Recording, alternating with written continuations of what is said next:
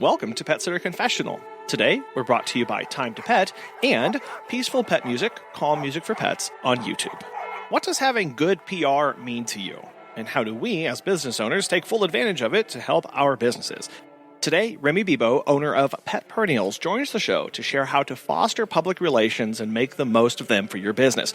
She also walks us through major points of cultivating a high-quality experience for our clients. Full disclosure, Pet Perennials has sponsored episodes in the past, but today, Remy is focusing on customer relations and why they are critical to us as business owners. Let's get started. Hi, Colin. Yeah, sure. Thank you for having me on the podcast. I'm a two-time entrepreneur, and I'm the co-founder of petperennials.com. I started my first business in 2003, and then I sold it in 2014. That's about the time that I got together with my business partner, Lori, and we began the journey of creating Pet Perennials. I'm a dog mom to a 7-year-old Labrador Retriever mix. Her name's Harley. She's a rescue I adopted at a shelter event in Pittsburgh, the first that Pet Perennials did, which happens to be our hometown as well and our headquarters. But Pet Perennials helps people celebrate the journey with their pets through thoughtful, personalized gifts. We do this for businesses where we can send pet loss sympathy packages directly to their clients for them, as well as gifts for other occasions. All of our additional collections bloomed from all that because they said, well, you do that so well. What about birthdays? What about get well? What about when our clients lose a human loved one? So there's even a human sympathy collection in there. Customer relationships, that's kind of what we do. It's goodwill is good PR. It's weird to think about, I'm celebrating or I'm giving this gift, but it really is just an acknowledgement of what that person is going through and that experience that they're having, that many times pet owners, they don't feel seen in that grief. Yeah. And in our world and in, psychology world, it's considered disenfranchised grief, right? So people, don't often express it. But we know that losing a pet is often even more difficult than a human because these pets just love us unconditionally and they're part of they're part of our lives. Everything we do, they're there, right? Through even the things we accomplish with our families, our human loved ones, they're part of those milestones, part of those activities. So, and then they're always that constant companion. And when you lose them, it's a deep pain. And when you can bring comfort to somebody and in this way, sending a package, it's acknowledging that, right, for them.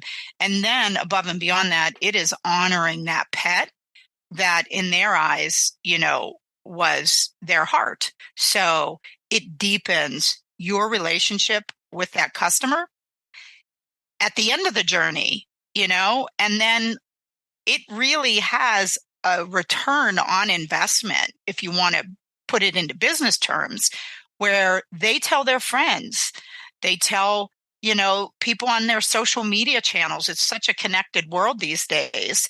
And then that becomes public relations, how people see and perceive you as the pet sitter or your business. So it's a win-win all around. And I think it's why, today's topic is perfect. Yeah. Well, and you said a phrase earlier, goodwill is good PR. And I would like for you to kind of dissect that out a little bit and why that's something that we as business owners should really be focused on. Well, it's just you're doing something nice for someone. And it doesn't have to be a gift. It doesn't have to be a package. It's just making an acknowledgement, picking up the phone, making a phone call or sending a text when you hear something, recognizing something that doesn't even have to do with the service or product you provide them. They told you that their child was graduating from high school or college. And the next time you talk to them, you say, hey, how's your son doing? Congratulations. Or maybe you leave them a note in their home that just says, good luck with graduation this weekend when you're exiting from your pet visit that day. Those things go a long way. That's goodwill. And then again, that PR, this is the kind of PR we can control. We don't need professionals to do it for us, like the way we think of real public relations in the world of celebrities and everything else. This is PR we control, and it's really just doing something that our hearts motivate us to do anyway. Well, and so there's this. I know there's this idea of customer relations, and we've talked a little bit about public relations. So what's the relationship between those two concepts? Well, I think customer relationships is how a business nurtures the positive relationships with its customers during all of the interactions or experiences. So whether that's in the beginning of cultivating a new client, how they find out about you when they come to your website, or they learn about you through a friend. It's how you present yourself. And then when you do your meetup, your initial meeting to see if there's a good match between that client and pet and your services, to then getting that contract underway and then starting to fulfill those services. Every part of that experience, those interactions, all require keeping customer relations and positive experiences ongoing in that. And then ideally, the goal is you're continuously improving on those. And because it's such a good experience at all those different points in time that you connect with them, it then helps your public image because your reviews showcase it. Your, clients who share and refer showcase it. Whereas public relations, if we think of it in the classic sense, it's more of a professional, maintenance of a business or a person per se. And I think I referenced celebrities earlier, but oftentimes we hear of public relations when it's cleaning up a celebrity's image or something. But there's positive ways that professional PR is done too. And that's through charitable giving. These are companies that connect their sales of their products and services directly to, say, a charity or a foundation. So buy so many of our treats, we give so many away, or we buy food for this shelter. That's also a professional kind of public relations approach too. So kind of the difference between the people who use your service and what they think of you versus the broader community around you, what they know and what they understand about what your company is and what you stand for. Right. So the customer relations is on those customers that you handle, right? That you do business with. And PR is the public perception. But customer relationships and good customer relationships will help your public relations, right? And how the public sees you through what I just consider public or social PR, as opposed to having to hire a publicist or a PR expert to go out and do it for you. Because most of us are, pet sitters and businesses. We're small businesses. We're solopreneurs in some cases, so. Yeah, it's that word of mouth that many of us rely so heavily on is really, I think, what that connection point is for the majority of our business. That's that becoming now a PR part of that chain of whenever you have an existing client or a client whose pet just passed and you're still interacting with them and they speak good things about you to people around them, that's now influencing the public relations of how they view your company. Absolutely.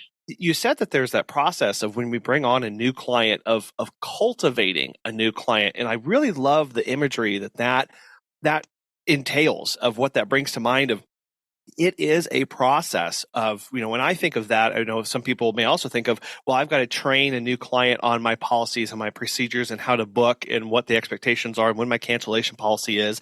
That's one part of cultivating. But then there's the other relational part of cultivating that new client, of bringing them into our missions, our values, bringing them into our culture as a company too. Right. Absolutely. And that's kind of in cultivating the new ones, it's understanding what does that journey look like, right? What's the customer journey from finding the customer finding you, to then, as you said, letting them know about your policies, your procedures, the way you do business, how they can connect with you, and then making every step along that way easy to understand, make that onboarding for new customers enjoyable, right? So there's ways you can do that. And then I would assume, but not all, have websites. And you can put a lot of this in your website, organize it really well, and have, your policies and procedures in one place, showcase those values that you bring to the table for anybody that lands on your page right up front. Your exceptional reviews, your 24/7 availability or response time, your, testimonials that show that it's more than just coming and walking the dog. It's, feeling comfortable, and it's a friend, coming into your home. They feel safe with. Those are all the things that you can begin that journey with your website and any of that forward-facing material that you give to people when you meet them. And there's a phrase I've heard before of what you win them with, you win them to. So what the imagery, the words, the public relations that we have out there are what people perceive our company to be. And so we have to know about ourselves, who are we trying to bring them into? What is our company meant to be? And we can have messaging that connects from there. And this helps set up proper expectations, just straight off the bat of going, if I'm not being fully honest with what my company is and what I offer, that's not a good onboarding client experience, because then there's confusion, there's misconceptions, there's misunderstandings about what they thought they were getting. And that's just at the very basic level. And then there's the cultural level too, of if I say I'm highly communicative, if I say that I do these kind of donations, and then the client never sees that or doesn't experience that or doesn't understand that, there's all of a sudden a broken trust in that process as well. Right. Well, it's kind of like saying, they say, don't overpromise and underdeliver. Instead, your website or your forward-facing material should be on point with what you provide. And then, those things that your customers say you do really well that align to the values that you guys, showcase and have built into everything you do. Of course, those are front and center. But then those little perks that you do behind the scenes, they don't always have to be advertised. Like, oh, we give gifts when your pet passes away, or, we leave thank you notes. You don't have to advertise that.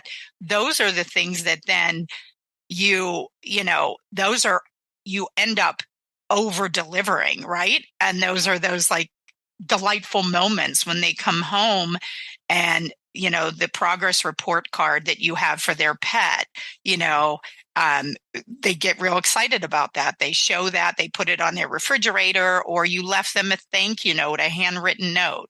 Those things go a long way. Or in the event of, sympathy, there's a package waiting in their mailbox for them. You don't tell them that outright, but your actions show that, and then they're telling that outright, right? So that's the PR arm of it. They're going on social media and they're putting it on their Facebook, and their Facebook is going, people who are on that don't even know you are saying, oh my gosh, that was the most touching thing. Wow, I'm in need of a pet sitter, or my sister was just asking me if I knew anyone, and then it works on your behalf. Have you heard of Time to Pet? Susan the Pet Gal has this to say. Time to Pet has helped us grow exponentially. We believe the platform's features make us by far more professional than other companies who use conventional dashboards. They are the software gurus constantly developing and improving the platform based on user feedback. This decision was a good one. Listeners of our show can save 50% off your first 3 months by visiting timetopet.com/confessional. Well, and a lot of times when we think about who our company influences, there's the if you have staff, right, that's an audience that you are speaking and working with. Then you have your clients, and they are interacting with your company in one way. And then kind of on the outer ring of that, you have just general supporters, people who they might not have a pet, but man, they love what you're doing, and they really see your passion, and they see what you're connected to and what you're doing in the community. And sometimes that's a base that we oftentimes forget even exists. We think our influence only extends to the people directly paying me money, and that's who I need to be concerned with. But also there's this larger group out there, for better or worse, looking at our company and making decisions on who they think we are. And I love, Remy, how you mentioned earlier that the client relations, this social relations, are things that we have direct control over. And we can influence that in a very positive way. Right. And you can also, learn a lot from what your customers are doing on social media. So even on your own pages, what they're responding to, the comments that they're making, the things that they're liking, that tells a lot about their personalities and gives you some good information on them to then plan, what are you doing with your social media? What seems to get their attention and seems to get great conversation or comments going, and feed them more of that,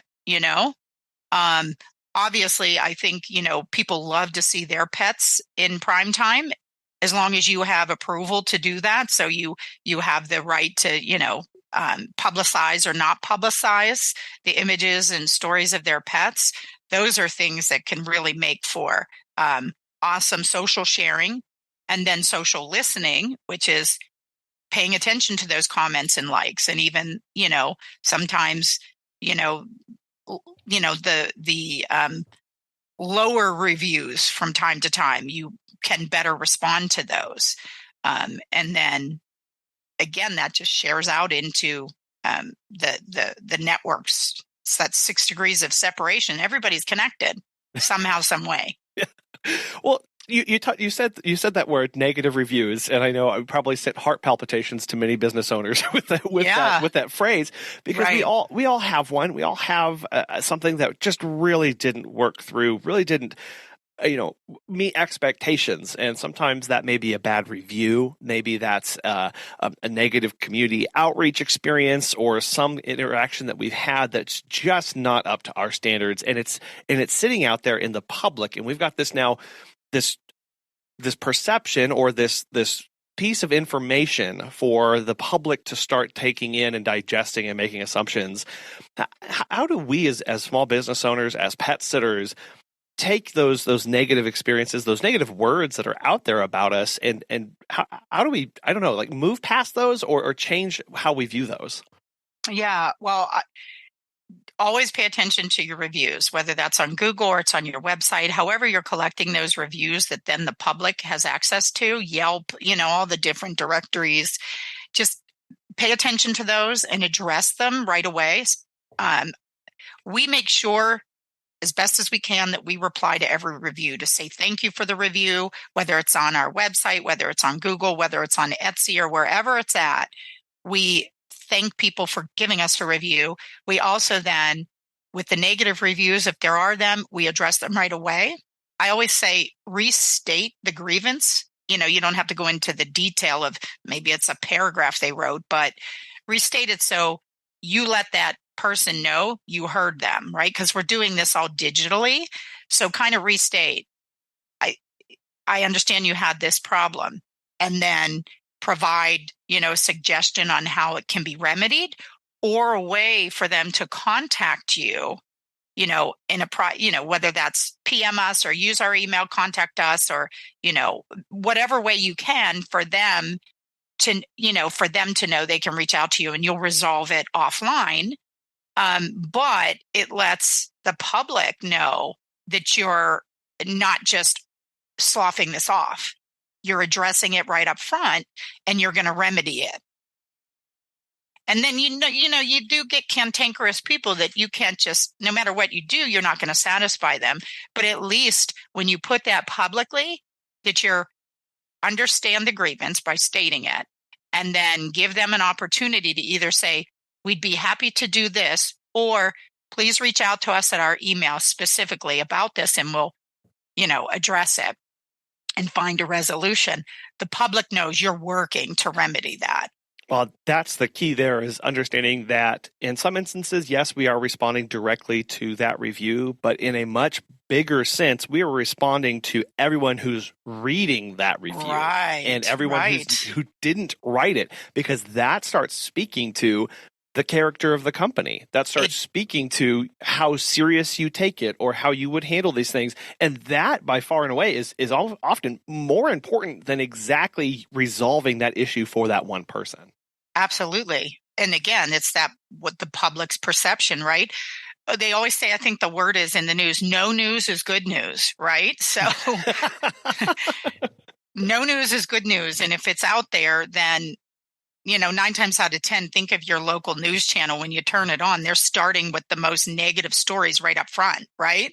It's like this. And that's why people say, oh, got to turn this off, because it captures people, So address it as quickly as possible. You can keep it short without going into detail. Don't argue with them, and provide a way offline that they can reach out to you, and then, look to resolve it that way. And then just from my mindset, I know I have to sit back, and after we've addressed an issue like that, trust that other people coming to read this will be able to see what's going on. And be honest and not jump to conclusions, right? They're not going to just go, oh, though there's one bad review, I'm never using this company. That's not how people make decisions, right? They're going to look, and they're going to be aware enough and cognizant enough to really see and understand what's going on there if we respond appropriately, right? Leaving a negative review unresponded to, that's where we can run into some issues. But if we're responding in an honest way, like you've just outlined, Remy, and giving these steps, we then have to trust that, okay, the next person who sees this is going to know that I tried, and that I'm working and I'm trying to improve, and that we do take this seriously. Right. Absolutely. Absolutely. I go back to my waitressing days way back when, they would tell us the customer is always right. And it didn't mean that they were always right. It's just how to handle the situation, at that time. And, you want them to know that you understand what their problem is, right? So whether that's in person and online, it can go much further than it does even, in an in-person engagement. So. Right. And that speaks to, again, we get back to our company's values and our mission of our companies, and going, if I truly say that I communicate a lot and I have open communication, that means that I need to be openly communicating with people who have good things to say, who have negative things to say, or just have, they don't have a whole lot to say, but I still want to hear from them. I need to be open to receiving that feedback, because I know, Remy said, no news is good news. Sometimes as a business owner, you can go, well, nobody's saying anything good about me, but they're not saying anything bad. So what's happening? Like, why are people using my company? And we kind of want that feedback. So prompting people, go to your top 5 clients, or go to people you haven't heard from over a while, or send out a survey, or send out something to start a conversation, just so that you have an idea. Because some people may go, well, I don't want to leave a review because I don't, it wasn't that bad, or it wasn't that big of an issue. But now that you're asking, I do have this thing that I'd like to tell you about. Like those are huge. And just being willing to have that conversation with people, sometimes before you get to the review on Google or Facebook or Yelp or wherever you're listed. Right. Absolutely. Yeah. And I mean, again, it also goes back to how you set up your website and any of your forward facing materials. It's, clearly stating the values and your responsibilities and your protocols. And, maybe you give that in your packages when you meet your clients and begin an engagement. They have that clear there. And then just making sure that you're monitoring their feedback against those things, right? So, when you survey them, bring the values into that survey. We always pride ourselves on being timely, responsiveness, personalizing the things that we do. How do we match up? How do we rate on that? And if you're openly asking for that information and getting honest feedback, you can then see where you're meeting it, and you can promote that even more. Like 99% of our customers say. Or it also helps you then go, oh, we need to work on this. Right.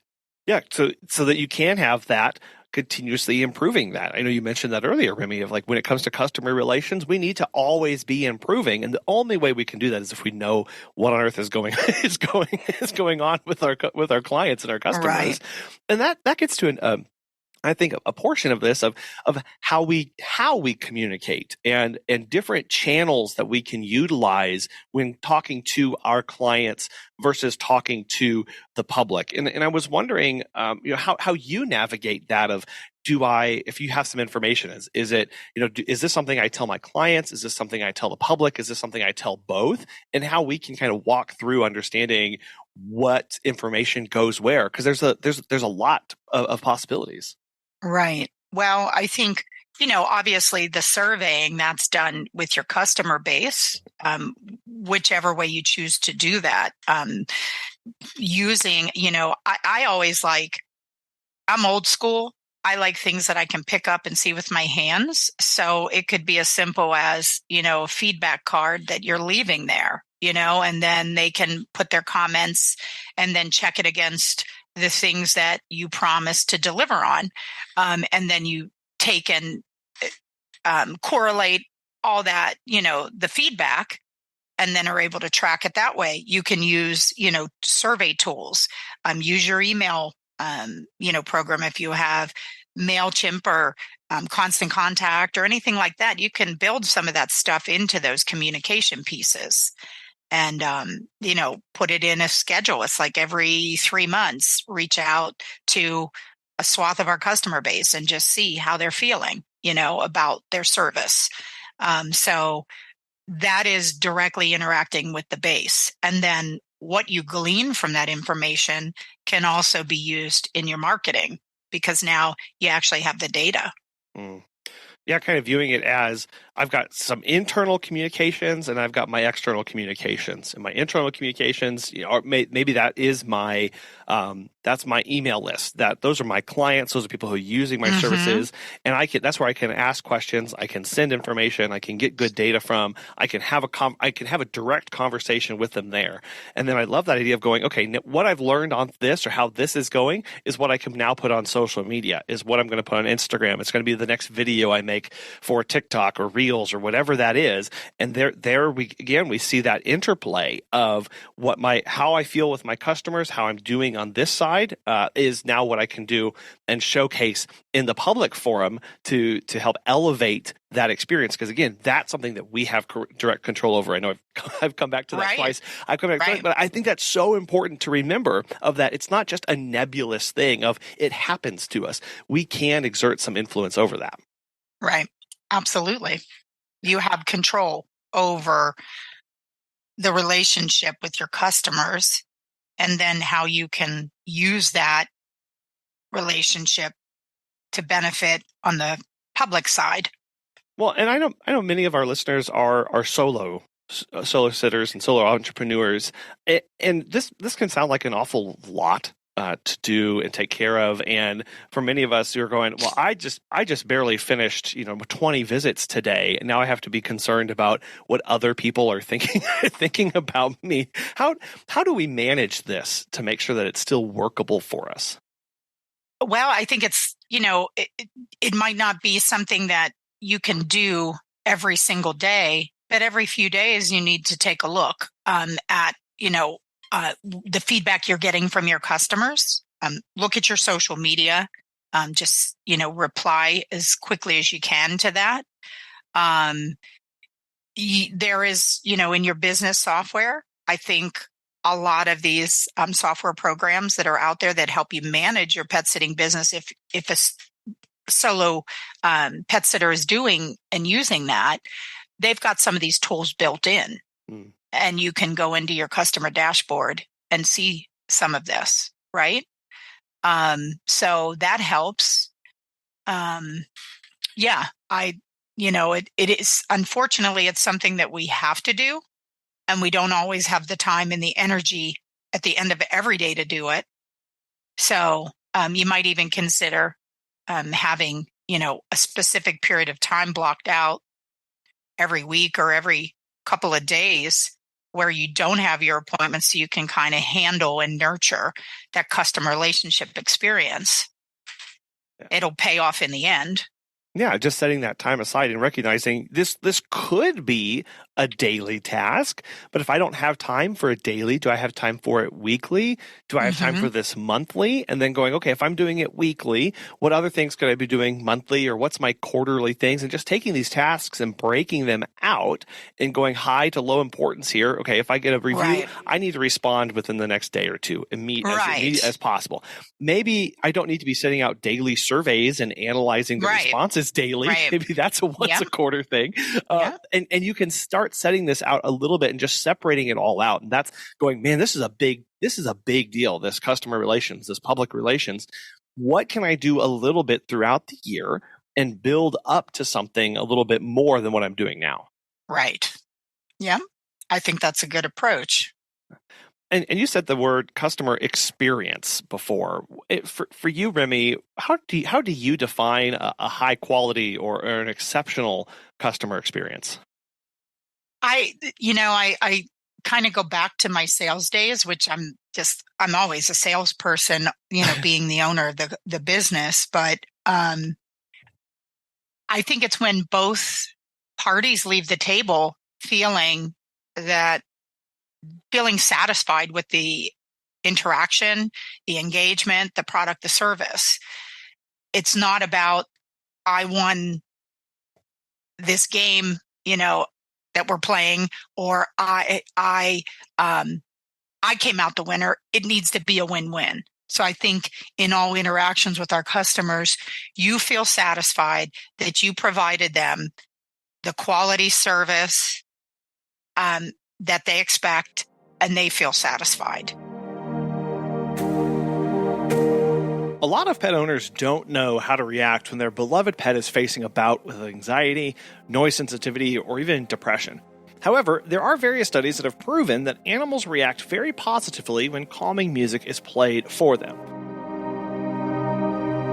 If you're like us, your clients turn to you for recommendations for all sorts of things. So as their trusted pet sitter, have your clients check out Peaceful Pet Music, Calm Music for Pets on YouTube, where they can give their pet the best chance at relaxing while they are away.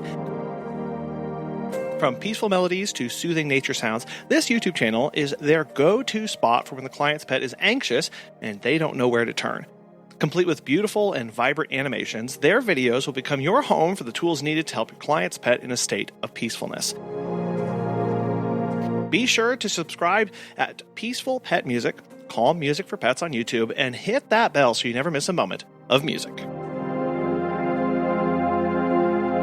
Recognizing that there is this relationship here of that's really important to recognize, because I know many times, and our listeners can probably relate to, there have been times with a customer where we have gone, man, I didn't do my best on that, or man, I feel like that wasn't my best work. Whatever way, it could be a meet and greet that just went south, and you walked away going, man, what on earth was that? Or it was a visit where you forgot a couple things that the client had requested you to do, or you mistyped a text, or we don't feel like we're living up to our standards. That's happened. You left the wrong name in there. I just did that this morning. My proofreading side of my brain only kicks in once it's been sent, right? Then that's where I catch all of my stuff. Right. Well, you and it happened with us. I called you Kyle when I was replying to something, and it was because I was talking to our graphic designer, who was Kyle instead of Colin. And I sent an email after, I think I said, Colin, I'm so sorry if I called you Kyle. That's my graphic designer. You catch it. And if you can remedy it immediately, do so. Like, oh my gosh, I sent that email out and I failed to, change the name. I'm so sorry. You can make a joke of it. Yeah. make it light. Yeah, as long as if you feel like it needs to be addressed, then go ahead and address it. I did that. There was somebody's last name actually just this morning where I typed out an email and sent a form, and I had put they were like, look, everything on this looks great.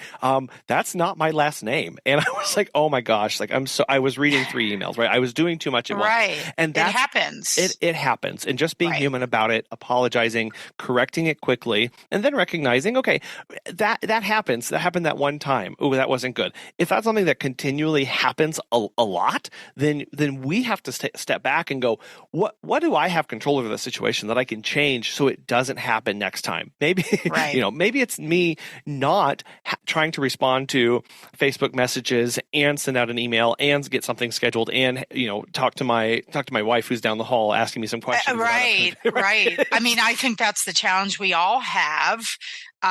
In running our own businesses, we're multitasking all the time. But I guess when we're doing these responding to clients, maybe we need to kind of shut the rest of the world off for that period of time. So when you carve out that hour a week or that half an hour daily where you're responding to social media and comments and likes or whatever, or to reviews, that you really try to shut everything out that's around you and not multitask in those instances. One of the things that I love, and I forget I have sometimes, is one of these task clocks. Have you seen those? It's like a cube and it's a digital clock. Looks like a dice, and it's a 15-minute, 30-minute, 60-minute, 5-minute. And then you just set it for the time period that you're doing that task, and it buzzes when you're done with that 15 minutes. It helps me kind of stay organized. Like, okay, I only can focus on following up with customer referrals right now. And I'm going to turn my 30-minute clock on, and I'm going to hit the buzzer, and then it dings. And that's what I'm laser focused on for that time period. Mm-hmm. You can buy them anywhere. They're on Amazon. Yeah, I've heard of that. I think the concept is called Pomodoro timing or Pomodoro timers, where yes, you go, I'm going to block out certain parts of my day and I'm going to have a literal timer ticking down. And that helps us focus. That gives us a visual deadline of when this task is done. And it really is one of those, once that buzzer goes off, pencil down, book closed. We're going to step away from this and, maybe set another timer later in the day. But it's just to help you go, I'm dedicating this time. And that way I am focused. So that, and this is especially important for things like phone calls with customers, right? Like that, mm-hmm. I'm one of the worst persons when it comes to phone calls because I immediately start trying to do something else while I'm on the phone call. And I know that spells disaster because I'm not taking notes. I'm not paying attention to what the person's saying. I'm not picking up on cues or words that they're repeating. And that becomes a bad customer experience on their end where I may go, oh, wow, that was a great phone call. I talked to them for 7 minutes and I think they're going to book. And the client's going, that person didn't seem like they were present at all. What were they doing? What were they doing? Were they vacuuming? Like, what is going on? And so being reminded of going, every touch point, every opportunity I have to interact with a client, I need to be intentional about so that it is exceptional. Right. And I love the idea and the fact that you make phone calls. So many businesses today rely on technology, right? And I'm old school again. I think about the phone call, hearing the voice. That means more to me than if I'm doing a chat online. So the value of that is important. So you certainly want to make sure you're not distracted because I think they value it too. Although there are a lot of people that they don't like to talk, right? I mean, you have some of the younger generation, if you don't text them, they don't respond. They don't. And I know sometimes that's, I've certainly had a phone call and realized that they're giving me a lot of information. And I've had to go, hey, that would actually be great if you could text that over to me. I'm going to write that down. But please, when we're done here, text me that new information or that new code or that new thing that you have. And I'll follow up with you to confirm that I've received it. So you can definitely, but that takes being in the moment going, ooh, that sounds really important. Let's do a follow up with that in some written format so it doesn't doesn't get lost in the ether, or my brain immediately dumps all that information as soon as I click in. But that's part of this. Okay, I'm telling you that I'm paying attention, and part of me telling you that I'm paying attention means that I care about the information that you're telling me, and so we're gonna handle that carefully. We're gonna do something with that. We're not just saying things to say things. Right. Yeah. And I think all this boils down to, or maybe not that, but really trying to make sure that when we talk about having good customer experiences, good public relations, and maybe we've already talked about this a little bit, Remy, but how do we know? Let's start with the public relations side. How do I get a better understanding of what the public needs or is expecting from me, so that I know how to communicate and interact with them, and then go down to my clients, because they have expectations. I know we've talked a little bit about reviews and communicating there, but how else can we start to get a better understanding of what both existing clients and potential clients are looking for from me? Well, I think it's a different experience, right? From existing to potential. So knowing that in general. And this is where those feedback loops that you put in place, your processes, help to continue to nurture the relationships and make improvements with the existing customers. And then again, it gleans information that would make a new customer make that experience better for them. On the public, relations side, what the public is seeing, I think in today's society, things are so detached. They're more technical. You can't always find a phone number. People expect great customer service, right? They want that voice at the end of the line. They want quick response time to their inquiry or to their negative feedback. They want to be heard.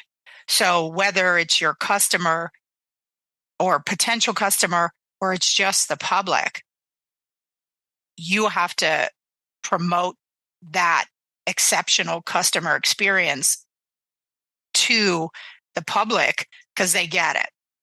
They're looking for that in everything they do, even if they're not looking for a pet sitter. They're expecting it when they, shop on the Lowe's.com or walk into a hardware store or do whatever they're doing. So when you have the data that shows you continue to provide the best levels of customer service, of customer experience, it resonates with the public that isn't necessarily even a potential customer. They go, that's great, And then they tell others, because somebody else in their network just happens to have a dog and is looking for a pet sitter. And they go, you know what? I don't have a dog, but I hear really good things about this company. And they seem to be super attentive. Maybe you should reach out to them. And that's that base. Sorry, excuse me. That's that base, right? That we need to be cognizant and aware of, that exists, that is real, that is operating out there, and we have that connection to them. Remy, you started Pet Perennials back in 2014 with your co-founder, with Lori. Why in 2014? What was it about that time that you decided that Pet Perennials needed to be a thing? Well, it's interesting, the evolution of Pet Perennials. When we started, Cherished Ones is our LLC. That's the legal entity behind Pet Perennials. In 2014, we had developed a product. It was called the Pet Perennials product, and it was our wildflower growing kit, which allows people to grow wildflowers in memory of a pet. It's everything you need inside of this kit. And that's what we were at the time. But that had come out of my own personal experience with having lost my pet. And I lost my dog when I ran a very different business. She came to the office with me every day, and that grief was so deep. I thought, what do you do for someone, right? And that experience is then what led to this first product, which is what we were before we became this this business, this solution, and it evolved as we went to market with the product. We found that people weren't, out shopping for pet loss products, the griever themselves. So then it became, how do we get this lovely product that can help comfort the grieving pet lover into their hands? And then it became the service providers, the people that interface with pet parents and families on a consistent basis. And initially, it was some Camp Bow Wow locations in the Pittsburgh area that said, we love this gardening kit. It's what we think of when we think of our pets leaving, is having this, everlasting garden, this tribute to these animals. Can you send that to our customers for us?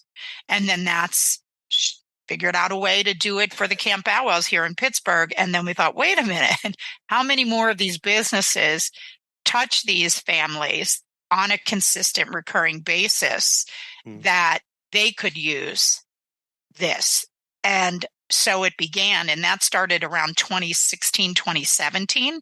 And we've been developing that and honing that since. And then it naturally is part of this whole customer experience that goes into how you market your business. This is marketing when you don't even really know you're marketing, right? You're just doing something thoughtful. And on the backside, it becomes a marketing tool for you. It becomes public relations. It puts you in good light to the public that may not even be pet owners, but to the pet owners, it resonates immediately. To a non-pet owner, it says, oh my gosh, what a thoughtful pet sitting company. Right. Yeah, right back to that. Goodwill is good PR, and at the end of the day, we have a passion, we care, and we can show that in a multitude of ways. In understanding that, not doing, okay, well, I'm going to send this so that I can get good PR. I'm going to do this so I can, but just by being honest to ourselves and true to who we are, understanding that good things flow from that, and that there is this interconnectedness that we have with both our clients and our community. Absolutely. You got it, Colin. I didn't have to teach you anything. I don't know. Well, Remy, I want to thank you so much for joining us today and walking us through this connection that exists between customer and public relations, and how we have control over that, and things that we can do to positively influence that and address things when they don't go as well as we had hoped. I know that there's a lot here, and I know we've mentioned Pet Perennials a couple times. So, Remy, how can people get connected to you, check out Pet Perennials, and start learning more about that? Okay, well, petperennials.com is the website. They can learn and see what we offer. I would encourage them, as business owners, to go to the business programs page. That's where they find out the information on our gift perks accounts. We also do wholesale some of our items. So you can register for both a gift perks and a wholesale account in one registration, and those accounts are free. There's never a charge. Order when you need to, and that's all you pay. And then if anybody needs to reach me personally, they can email me at REM, as in Mary, Y, at petperennials.com. And then we have a phone number. We always take phone calls. If we don't answer right away, we do respond back pretty quickly. 855-573-3887. I really appreciate all this. And I think it's so important as business owners that we are aware of this, that we take control over it, and we start using it to our advantage. Absolutely. Yep. We have control of this side. So that's a good thing. Here's the thing. People will have an opinion about you and your company, whether you recognize it or not. Right now, there are people who think one way or the other about your business. They have perceptions of what you do and how you do it and your trustworthiness. Why not play an active role in shaping that opinion of your company? From the content that you produce to the services that you offer and how you treat your clients and your staff, all of that goes into shaping your public relations and the perceptions that people carry through about you and your community. In an industry where the know, like, trust factor is so incredibly important to gaining the trust and serving our clients well and gaining new clients, your public relations need to take into account that people are looking for people that they can trust, that they can know, that they can like. And that's what this process is getting ahead of that. So that when people hear your business name or when they hear the kind of services that you offer, they already have a positive association in their mind going on about who you are and what you do. And the really important part about this entire thing is that you cannot fake this. This kind of public perceptions are not something that you can just pay a bunch of money and have people immediately liking you because of the quote-unquote good services or things like that you do in your community. Today's consumer is incredibly discerning and able to pick up on when they're being lied to or when the wool's being pulled over their eyes. Stay genuine to yourself. Have those mission, vision, and values up front and foremost in everything that you do so that when you say you're going to do something, people believe you because you not only follow through, but there's a genuine act behind it because it's important to you. How are you using public relations and how are you actively shaping that for your business? We'd really love to know and get your experiences on this front. You can send that to feedback@petsitterconfessional.com. We want to thank today's sponsors, Time to Pet, and the Peaceful Pet Music, Calm Music for Pets YouTube channel. Thank you so much for listening. We hope you have a wonderful rest of your week, and we'll be back again soon.